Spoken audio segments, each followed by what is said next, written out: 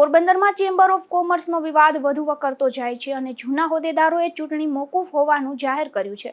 તો ચૂંટણી અધ્યક્ષે ચૂંટણીની જાહેરાત કરી છે, જેને લઈને શહેરમાં ફરી આ મુદ્દો ચર્ચાનો વિષય બન્યો છે. પોરબંદર ચેમ્બર ઓફ કોમર્સમાં સત્તાની હોડ શહેરમાં ચર્ચાનો વિષય બની રહ્યો છે. એક તરફ જૂના હોદ્દેદારોએ અચાનક પ્રગટ થઈ બિરલા હોલનો કબજો લઈ લીધો હતો, તો હાલમાં પ્રમુખ જિગ્નેશ કારિયાને ગણવા કે નલિન કાનાણીને ગણવા તે મુદ્દો પોલીસ મારફત ચેરિટી કમિશનર કચેરીમાં પેન્ડિંગ પડ્યો છે. ત્યારે હવે ચૂંટણીને લઈને પણ જંગ છેડાયો છે.